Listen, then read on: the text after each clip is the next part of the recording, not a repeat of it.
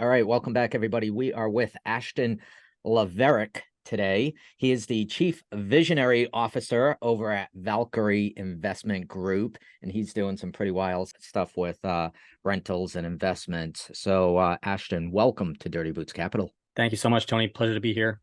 Always an honor to share my story, and if I can help people, inspire people, then happy to do so.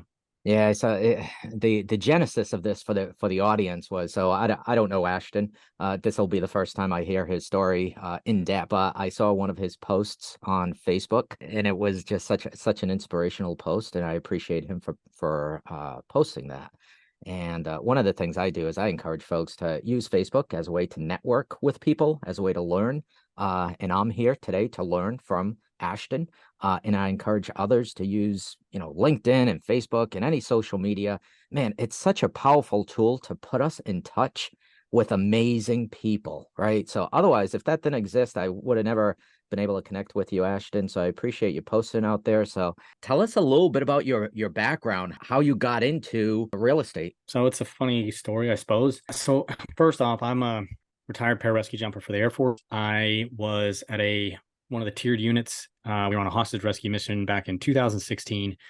If you look back at history, there was a couple teachers kidnapped out of Kabul, Afghanistan. And we were on the ground waiting for the green light to go. And one of the flight medics, young guy, he was talking about, we're just waiting, right? You're just sitting around shooting not sure if I can cuss on here, but shooting the S, right? Shooting the shit, waiting for that moment. You're all prepared, you're amped up, you're ready to go, sitting in the dark. And this guy's talking about how much money he's pulling in as a E5 in the Army. And he's only been in the military, I think it was like 8 years, which is not a lot. And I was a master sergeant, so I was an E7. I had a ton of experience. I wasn't making that kind of money. And I was like, what are you talking about, man? And so he lit that fuse, right? That match. So when we got back that night, and every night after that, we were on the ground for maybe 2 weeks. We were there 2 or 3 weeks doing this. I was like, hey, tell me how you're doing this. I want to know this. So essentially what he had done was every time the Army had PCS'd him, so moved him to a new station, he would use a VA loan to buy a duplex, a triplex, or a quadplex. And he would live in one unit. He was single. He would live in one unit and he would rent the others. And then the Army would move him and he would do it again. He had 27 rentals at that point, right?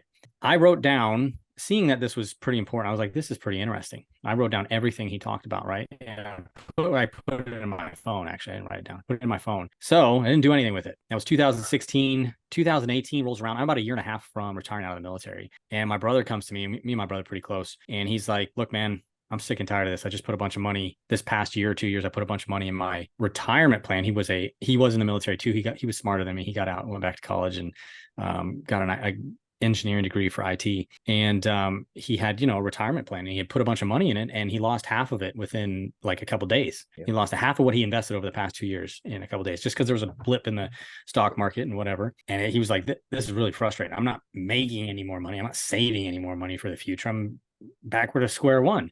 He's like, I'm thinking about doing this real estate thing. And so I was like, bing.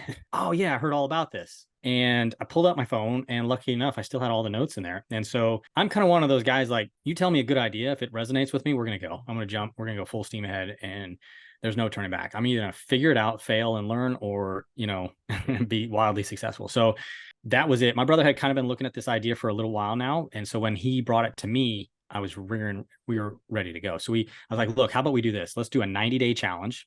So we even do this in our program right now. We help people do this, but we do a 90-day challenge. We're going to get something under contract within the next 90 days.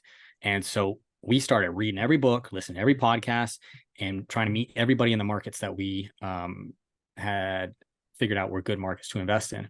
At the time, I was in Fayetteville, or I was actually in Southern Pines, North Carolina. Fort Bragg is the military base there. So we were investing in about an hour away, Durham and Raleigh, North Carolina. We were looking at those areas. My brother was in Arizona. So not really local to us, but which I'll get into later. It really helped us, actually. So it was an hour and a half drive for me. It was obviously a long flight for my brother. So that made us build a really good team of professionals, which took a lot of the guesswork out of it, and that made it easier for us. We didn't know that at the beginning. We just thought, well, this is what we have to do, like, because I can't be there every day. So anyway, we started throwing offers out, getting rejected on a lot, looking for loans, got rejected on a lot of those, figuring that out. And we got our first fourplex. I think it was like 15 days before the 90-day. We got our first fourplex on our contract. Must have analyzed probably 100 properties, maybe more. Offered on probably like a quarter of those. But we got our first fourplex, and we were off to the races, and we haven't stopped since. Every property's been a learning experience, but it's been a process in growth, and it's been a lot of fun. There's been some scary moments, but that's what really pushes you and helps you grow as a human, right? So that's what we did. That was our first project. Yeah. It was unlivable. Yeah, no, Yeah. I love this story because, I mean, that's reality. And I think Mm, there's some folks who want to get into the real estate game, so to speak, to call it that. And they think it's just like, boom, I'm going to buy a property and everything's going to be roses. And it's not really mm, like that. You shared in a very elegant way. You had a lot of failures along the way. You submitted 100 offers that were rejected. That's mm. not good on the ego. Let me tell you, right? Yeah. I'm sure there were Yeah. some tough days where you too said, screw this. I'm done. I'm not going to keep banging my head against the wall. But God bless you. You stuck with it and you kept doing it. And obviously you ended up on a better side of that equation. So that's awesome. I'm super excited for you. What was like your biggest challenge, like on your first property? Was it getting the mortgage? Was it finding the property? I mean, it sounds like you had a pretty easy time, putting your real estate team together, which is super important and bodes well for you as you build, as you scale, you need that team. But what was the biggest challenge for you? The biggest challenge is going to be yourself. It was ourself, right? So you have an idea. I think Alex Hormozy says it best. You have to analyze your beliefs and figure out what beliefs are not true. And so if you can actually do that, if you can be completely honest with yourself, you don't know shit, especially when you break into a new market like that, right? And I would say that even as a military member, in special operations, going overseas and doing these things, if you can get on the ground and understand that you don't know everything, you don't know anything about everything, right? Or you don't know everything about everything almost, Yeah. right? I Yeah. don't know if that's the right way to say it, but We know what and you mean. instead be humble. Man, it opens so many doors for growth. I'll tell you right now, like even in what we did, and people like we got up to, I mean, we got 42 rentals in the first year, and then we got, I don't know, we hit up close to 900 to 1,000 in the next 3 years. And people would say that's moving fast, but it was using this method. And I'll tell you that the first project we did, we went in there. And when you're analyzing a property, you're like, is this going to be a good deal? Is it not going to be a good deal? You're using a BRRRR method if you're familiar with that, where buy, Yep. rehab, rent, refinance, and then repeat, right? Refinance, get all your capital back, and then go do it again. We bought this property for 209,000. We estimated $25,000 in repairs. And then the first contractor walks the property. It's already under contract. We got money getting ready to go hard, right? Like due diligence money. And go hard by meaning we'd have to pay it whether we buy it or not. And he's like the plumbing shot. He's like the the Calling your wiring's baby done. ugly right off Yeah, the he's bat. doing all this. He's telling us all this stuff, and he's like, "Yeah, it's gonna be around 90 to 100,000." I was like, Yeah. "What? Yeah. We estimated 25,000. Where does that put us on our calculations, right?" And then actually, let me back up. When he told us that, I was like, "Nope, let's get another quote. This guy's trying to hustle us." That's what I thought. We got another quote, same thing, and then another quote, and the guy's like, "Nope, this is way worse. I'm not even gonna do it." He walked away. Then we got another one, and another guy like started giving us a quote, but then didn't return our calls. And then the next two gave us quotes, and they were all the quotes we got. So we got quotes from 4 guys out of 6. All the quotes we got were from 80 to 100,000, and we're like, oh my gosh, I think we messed up. And so that was a lesson for us. Like instead of making an offer after walking it, getting it under contract, and then getting quotes, why don't we get a couple contractors we really trust and have them walk it with us, right? Yeah. As well as the property manager. The property manager is going to know, okay, in this neighborhood, it could rent for this much. These are the kind of finishes you want to put on it. And then the contractor, since the property manager is there and that he's giving you that insight, the contractor is not going to oversell it like, oh, you should put in quartz countertops and nickel finish, whatever. Instead, he's got to be held on it. Like, we don't need that, Mr. Contractor. All I need is this. And he's going to give us a good quote. Yeah. And now, are those numbers going to work for your return on investment, right? Will you be able to cash out refinance? And that was a huge lesson for us. First off, we were using other people's money. So we were able to come up with more money and the deal still penciled out. So we were able to refinance 4 months later and pay all our investors back. We only had one at the time, investing partner. And we were able to recoup most of our money. We took HELOCs out on our homes. And so we only had $11,000 left in the property, and it refinanced. I think it was like $380,000 after a $209,000 purchase with a $90,000 rehab. So all that to say, you don't know what you don't know, but other people that have been doing this, if you can partner with them, they are going to shed so much light on your project and make it so much easier that you'll be able to sleep at night. Like all these people are telling me like, oh, I can't get started because I don't know this and I'm not sure about that. And I'm like, well, then you don't have to. Let's go find the Yeah. people that do, Yeah. you know? It's So kind of cute. It's like, would you do your own surgery on yourself? yeah. No, Yeah. you wouldn't. You go to a doctor who went to Yeah. school for many, many years, has been working in the field for many, many years, and who's very experienced, right? And you can always get a second opinion about things. Why not treat real estate the same way? Yeah. Yeah. Right? You're not going to be your own real estate attorney. You need Yeah. one, but it shouldn't be you. I didn't Yep. go to school to be a lawyer, right? That's not my passion in life. I don't want to do the contracts and all that stuff. Let a guy who has passion for that go do it. Build your team with those folks. And then once you do that, you know, I love your story because once you do that, once you have your real estate team, it's kind of like you have all the tools you need in your tool belt. You have your Yeah. hammer, you have your screwdriver. It's like, hey, shit, I got like everything here I need in my tool belt. Yeah. And the fear just goes away because it's like if you Yes. have a question, if you don't know, you go ask your attorney, you go ask your property manager. They are now just a natural extension of you, Exactly. right? So Yeah. if your bank asks you a question, it's not like, oh, I'm stupid, I don't know. Well, let me go ask my property manager. He'll have the answer on that, right? And Yeah. oh, by the Yeah. way, you look more powerful as an investor, you know, a real estate investor, when Yes. you go to the Yeah. mortgage company and you say, hey, I do have this team, and you have your shit together, Yeah. and you know you're just seen as a more powerful borrower to the bank. Yeah, yeah. And you know what else, Tony? I'll tell you Yeah, too. That was a scary part for us. And so we got into multifamily, small multifamily, then we got into bigger multifamily. But when we went into the commercial side, you got to understand that if you're being raw with somebody, you don't come off like I'm cocky. I'm trying to buy these properties. Yeah, we're going to be these real estate moguls, you know. Instead, we went in there like, hey, I remember the guy's name. His name was Michael. Super nice guy. This guy lends out billions of dollars or approves loans for billions of dollars on these massive commercial properties. I went to him. I was like, hey, Michael, we're trying to buy this fiveplex. Like, this is yeah, our first commercial property because anything over 4 units is a fiveplex. And he's like, okay, cool. You know, and he was just straightforward. I was like, look, we don't know anything about this. And this is what we're trying to figure out. And actually, the very first one, he told us a bunch. We went to him with some other ones first before we got that fiveplex. But the point of what I'm getting at here is we were completely honest about who we were, what we were trying to do, which is a couple veterans trying to build up some generational wealth, some passive income. And I would like to get a loan on this. I think the first one we might have offered on was a 20 unit. And he came back and he's like, hey, look, guys, I want to be honest with you. You'll probably get approved for a loan, but it's not a good deal. And I was like, oh, like really? Why? And he explained it to us. Like, oh my God, people are people and they'll help each other out, you know? And yeah, he probably kept us out of losing our shirts on something, right? right. And you know So that it's so reminiscent when I chat with folks about it, and we, you know, there's a lot of folks that want to get into it that don't have the cash to be able to do yes, it as far as down payment. So I encourage them to seek out hard money lenders. Not, and you know, we go through what a hard money lender is. Sure, are you going to pay a little more for a hard money lender? Yes, you will, but you're also going to get quite the education, because that hard money lender, let me tell you, they are hmm not going to lend you money unless they go through all the math, the entire exercise to make sure that property, that investment is going to work out for him or her, hmm and you, right? They're not going to, yes, and to get those years of experience and that education from that individual through a hard money lender, you know, especially when you're starting out, it's like you got to pay up for some of this stuff. yeah.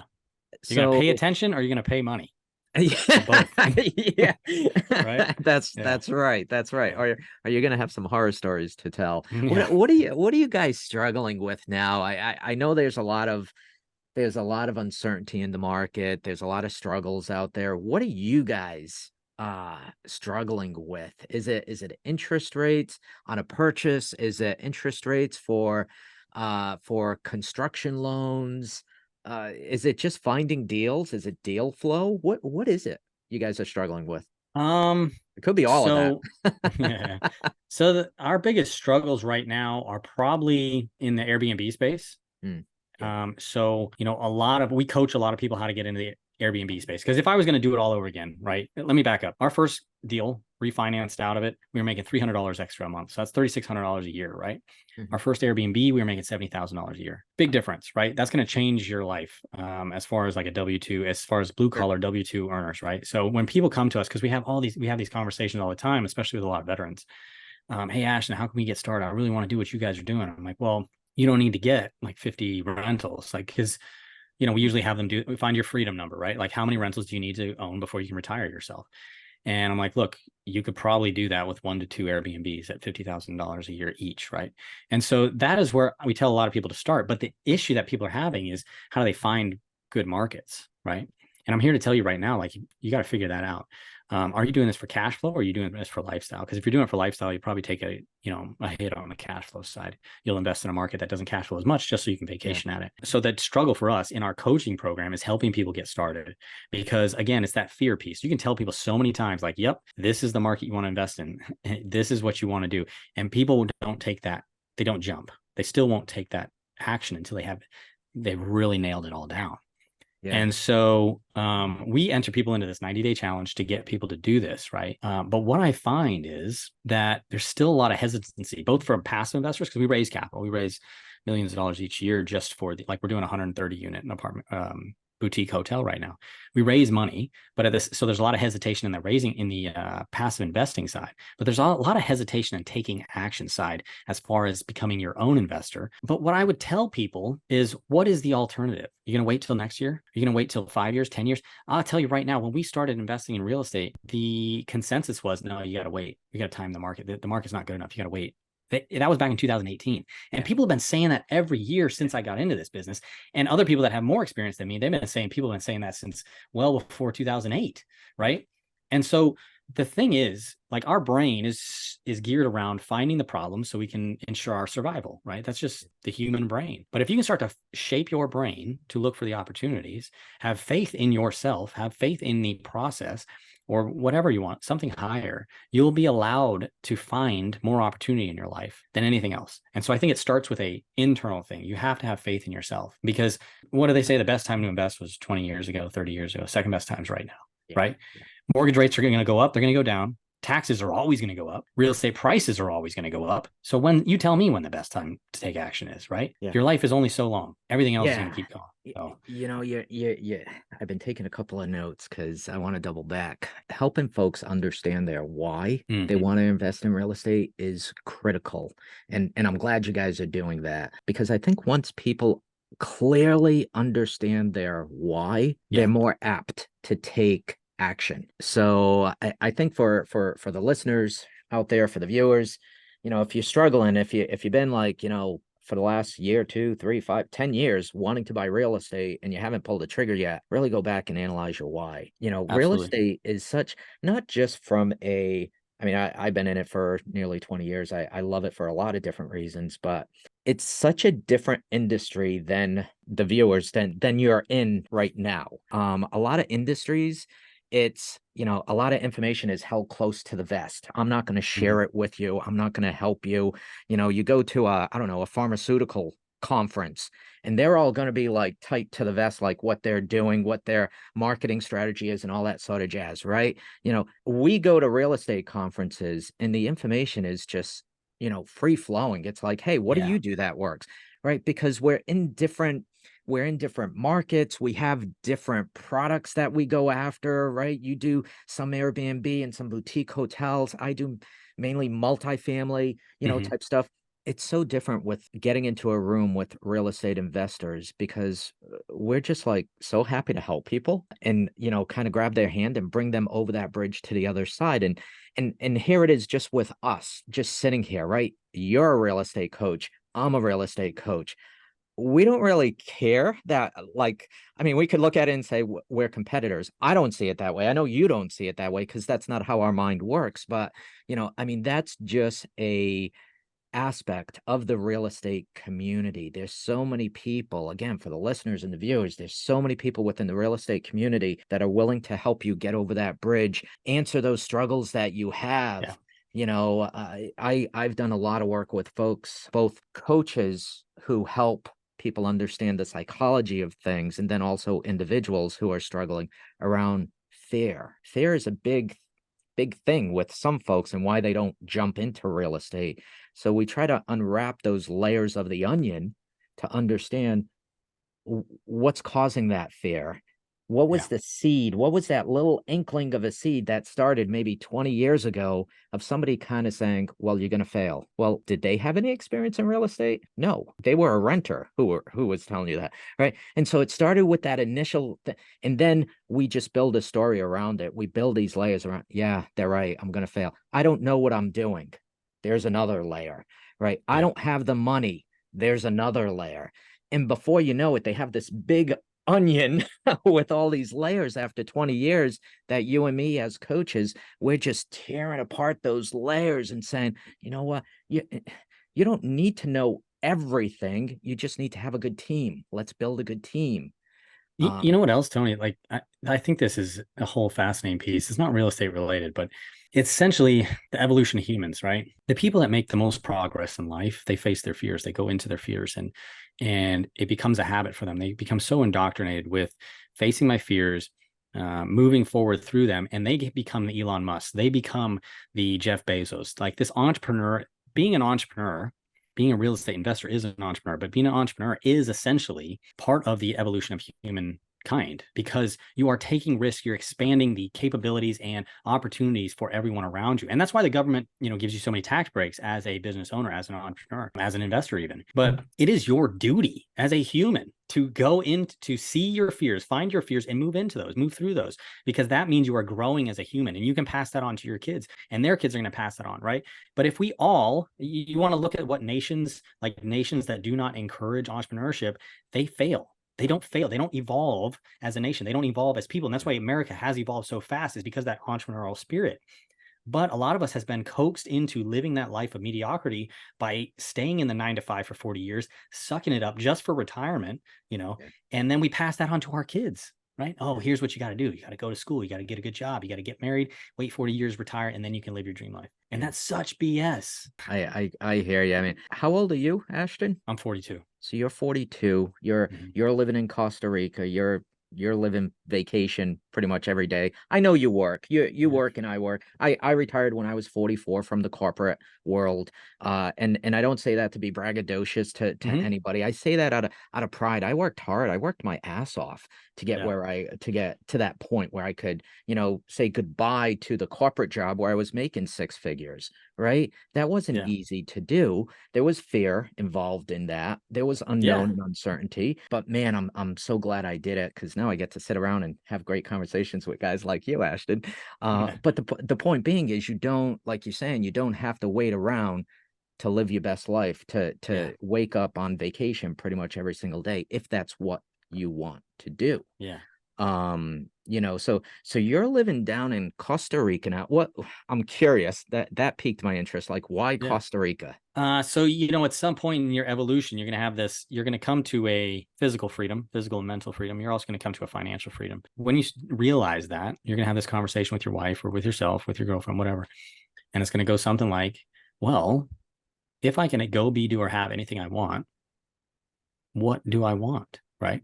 And so for us initially, it was like, well, for our kids, like, what do we want for our kids? All right. Well, we've never lived on the beach. I'm a big surfer. I used to go on a big surf trip every year. I would save up all year, just go to surf trip. So I've never lived on a beach where there's amazing surf. My wife and I have never done it. She wanted our kids to grow up speaking Spanish. She's Hispanic from South Texas. And we just started throwing things out there. Okay, where would we want to live? Right. Okay, we looked at Hawaii at first, cost of living. It was also outside of our, time zone for a lot of the, business calls we do. Yeah. And I was like, what about Costa Rica? We'd been to Costa Rica several times on surf trips, and it was actually one of the first trips we went on as a couple, and that kept coming up. And you should have seen my wife's eyes light up. And for me, that means when something like that happens, that means you're in alignment with it in some way, shape, or form, right? And to follow that, right? Follow your bliss, follow your joy, because it is absolutely in alignment with your true purpose in life.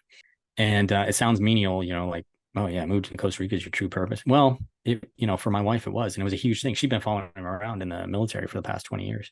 So it was a huge thing. And it was like, yeah, let's do it. Let's do it. And so we started, that was 8 months ago. It took us about 6 months to move down here from letting the girls finish school, going into summer break, and then finding a house, and then actually making an offer, buying, and getting down here. So it was a decent sized process, but it didn't take forever. But the problem is, like, a lot of us don't have that conversation. If anything was possible, what would I go be, do, or have? Well, And that's a that really powerful it starting point. is. It is, and I can totally relate to it because that's kind of where I was when, and not kind of, it was where I was when I retired at 44. It was kind of like, Mm, oh, okay, when you remove the need for, so to speak, money, when mm, that has been solved, right? When that part of the equation has been solved, and you have the cash flow you need to live, and that's not a problem anymore. You start to have these deeper conversations with yourself, with your partner, with your spouse, whatever, and maybe with your kids as well, to say, what's the bigger picture here? Now that yeah, it's no longer about the money and we need to be in North Carolina because that's where I'm based and that's where where my income is generated, right? What's the right thing for us, for a family? And you start to have those bigger conversations around, what's my why? What's my purpose yeah, now? yeah, Is it, let's go have that lifestyle we want and live on a beach because it's the right thing for us, mentally, physically, spiritually, that yeah, that feeds us. And we're not doing it for the money. It's for the kids, right? It's for the family unit. It's for your own mental well-being because you're in yep, a place of zen, it could be described as. So and I'm curious if you've had this type of experience with any of your coaching clients. So I share this story quite often because I think it's pretty powerful because it gets back to the why. hmm, So I had and they weren't even a coaching client of mine. They called me. They were an acquaintance of mine. They called me. They said, "Tony, I know you do all this real estate stuff and the coaching, and that's not for me. I don't want to be a landlord. I don't want to own property. I don't want to. I don't want to. I don't want to." I'm like, okay, that's okay. That's your God-given freedom to say that and do that. I'm yeah, okay with that. But why are you calling me?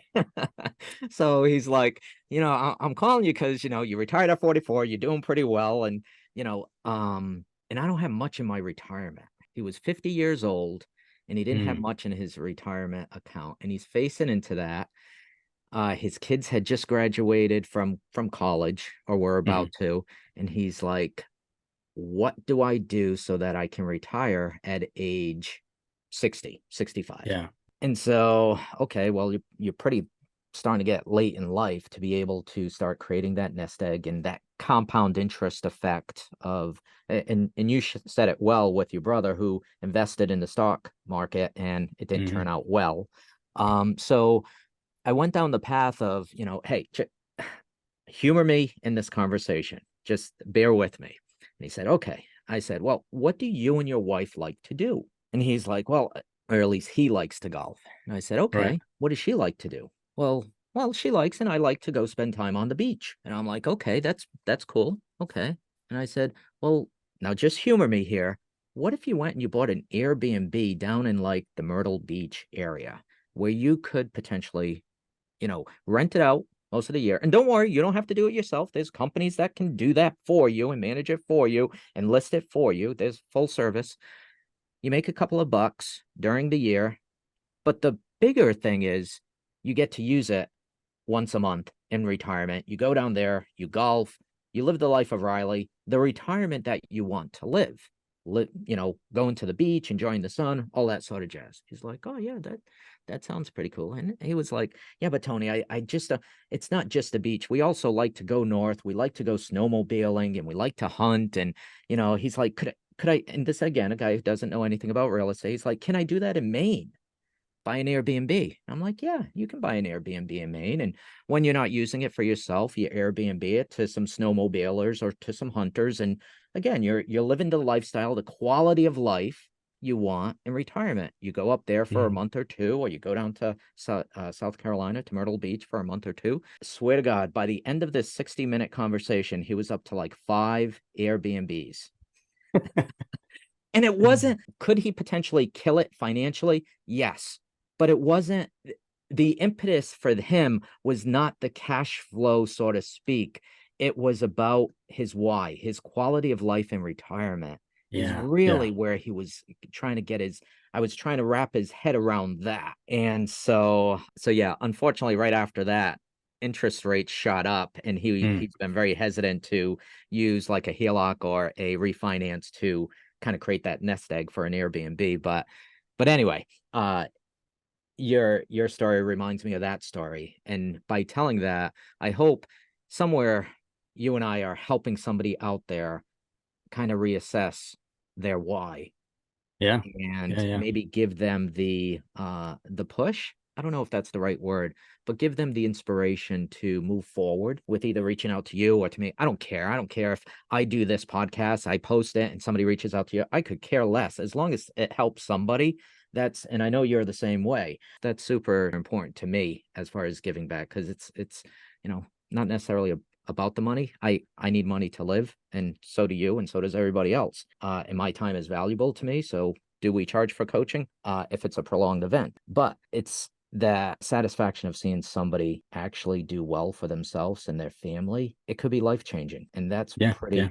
pretty freaking awesome when you can help somebody achieve that. I want to talk a little bit about your book, The Vacation Rental Millionaire Method. Yep. Now, we just jumped on here and we started yakking as a couple of guys. I haven't read the book, so you got to tell me a little bit about that. The Vacation Rental Millionaire Method. Yeah. So I kind of mentioned it earlier. Our first rental was maybe $3,600 a year. Our first Airbnb was around 70,000 in profit, right? So that's, you want to talk about life-changing events, like, or as far as life-changing investments, that was it, right? And by the time we did our first Airbnb, we had about 1,000 rentals across apartment syndications and some other smaller stuff we had done. And that was kind of the linchpin. It was like, man, we could have we had determined, whatever, back in 2018, our financial freedom number would be around $10,000 each, me and my brother, a month. And so that equated to about 20 to 30 rentals a piece, right? Mm-hmm. So when we invested in the Airbnbs, it was more of a lifestyle thing. We were doing it to be able to use it. So we bought one near Disney, and it started cash flowing really well. And so for us, that was like we could have started in 2018 and finished in 2018 or 2019, just two rentals each. So that's the conversation we had. And we're like, we should really tell people. I mean, this is what we should start telling people, because everybody's like, oh, I want to buy an apartment complex. I'm like, yeah, great. But it's a lot of moving parts. You got to manage the investors. You got to manage the contractors. Like, there's a lot of stuff that goes into that. Like, if you're just trying to do this for, so you have, stable retirement, kind of like you were talking about with your friend, and a lifestyle, an Airbnb is great because you can put it under an LLC. You can hire your wife. You can hire your kids. You can, now every time you go to it, it's a tax write-off because your whole business is family. All your employees are family. So there's amazing things that you can structure around it. So that's what we did. And in the book, I show people how we do this. We essentially combined 3 strategies, right? So the BRRRR method, I talked about that earlier, the buy, rehab, rent, refinance, and repeat. And then we paired that with the Airbnb strategy. So we were going to call this the BRRRR method, but the problem with that is the last piece is this mindset piece that a lot of people are missing. And we call that the millionaire mindset, because, and for an example of the millionaire mindset, we've talked about it a couple of times, is building a team. It's the who, not how, right? It's not trying to figure out how to do everything. It's being the business owner, and not, because what we end up doing, and like you talked about this before, a lot of us will hire ourselves, but never pay ourselves, right? So, oh, I'll go fix the toilet, but you don't pay yourself, do you? Oh yeah. Like, I'll manage all the people, but you don't pay yourself, do you? You know what I mean? So you're trying to cut costs, but really all you're doing is cutting yourself out of the profit. Yeah. So And it feels like it can be, if you do it wrong, you're just working yourself into another job. yeah, exactly right. Which that's not the reason for real estate. The reason for real estate is for greater freedom, to do the things you want to do. It's not to replace your existing job with yet another job. We Yes. don't want Yeah. that for you. So that's Yeah, and funny. so that's what the book's about. We essentially teach those 3 strategies. The last one, the millionaire mindset, is probably one of the most important ones because it'll unfold so much other stuff for you. But in the millionaire mindset, we talk about the who, not how, building your team, as well as we talk about, and this part I find is really fascinating. I'm a huge mindset guy, how to manifest things into your experience. So, and I'll give you a quick example. The human brain, you have the subconscious and the conscious mind can process around 40 bits of information per second. If you're really good, maybe 50 per second, right? That seems like a lot, but the subconscious can process 11 million bits per second. Holy cow. Yeah. And so when you sit down and you say, this is it. Like, this is the linchpin. You want to be successful, use this. It's inherent in every person's brain. Just write down what you want out of life and every day revisit that, right? Because what's going to happen is your conscious mind is going to be like, okay, how do I do this? I don't know how to do it. It's too big. Make $1 million this year, this month, this week, today. How do I do this? I can't. You're going to freak out. There's all this anxiety. But if you keep revisiting that goal, all of a sudden your subconscious is going to work. It's going to work, and it's going to start picking out all those opportunities that come. And that's why you have some of your best revelations when you're in the shower and not even thinking about it. Or a great example is the red truck analogy, right? You decide, I want to buy a red truck. You go drive to work. You see red trucks everywhere. You see loans for red trucks everywhere. You see people like all of a sudden they've been there the whole time, you know? And so that's it. Like, we're talking about big concepts, but nobody puts them to use. Instead, what we do is we prime our experience with negative news, with negative self-talk, with like all this other stuff that gets you thinking about that stuff. And then that's all you see in the world. Oh, interest rates are too high. Oh, there's no, nobody can buy a house right now. Property value is too high. So now that's all you see, instead of, okay, I want to make $1 million this year. All right. So how would I get this many rentals in the next, 5, 6, 10, 12 months, whatever. And then all of a sudden you start seeing things like Pace Morby and how they're getting properties with zero money down, or all of a sudden you start realizing that you can borrow money from hard money lenders, or you can raise money from private investors. And then your scalability, how you can scale, how you can grow, just becomes explodes. limitless. Yeah. So that's the millionaire mindset in a nutshell. That's awesome. That's great. Thank you for sharing that. So the Vacation Rental Millionaire Mindset, I assume Amazon, people can pick it up there, Amazon.com. It's not on Amazon yet. We're all about speed and publishing. So we have it's an ebook, and I actually recorded an Audible. We haven't put it on Amazon yet, but if you, I will send the link to you and you can share it in the show notes. You guys can pick it up. It's a $6 book. If you want to listen to me talk, it's like $10, but is it on your website? Can they find it? Is. Yeah. What's your website address so they can hear that? Yeah, it's www.valkyriegroup.com. And again, Valkyrie is spelled VALKERE group.com. Awesome. We're going to put that right underneath here. Outside of that being your favorite book, what, because it's your own, what other favorite books can you recommend to folks out there who are just looking for like, hey, give me that low cost, solution of, where can I start? What books do you like? Oh man, I could list a ton of books.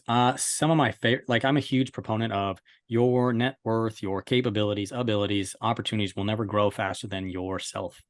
How fast your self-value, self-improvement, I should say, maybe. So some of my favorite books are from like Eckhart Tolle, A New Earth, or The Power of Now. Another great book, I'm a huge fan of The Way of the Superior Man. I really like that one.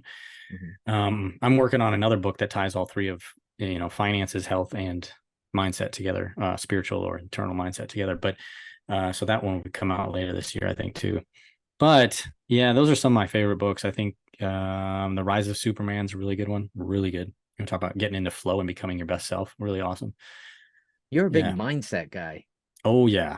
That's where it starts, right? That's where it starts. It really does. I mean, if you think you can't do it, then you're not going to do it. You had mentioned something as you were, sharing the story. You talked about, I don't know if it was when you were growing your team or whatnot, but it was about who, not how. And there's a great book. I don't know if you read the one by Dan Sullivan, Who, Not How. Yep. That's a great book. I've actually bought multiple copies and have sent it out to people because I think it's such a powerful message of, like we've been saying, you don't need to know how to do everything, right? Don't try to figure that out. It's too hard and it takes too long. Yeah. Find the who's who can do it for you, who already know how to do it. So, so I'm going to throw that one out there, even though I've said it on my podcast a number of times, Who, Not How. Other than Dirty Boots Capital being your favorite podcast, what other podcasts do you like to listen to? I haven't been listening to podcasts too much lately. I have my own podcast. I have The Art of Winning. That's my own podcast, and I do a lot on that.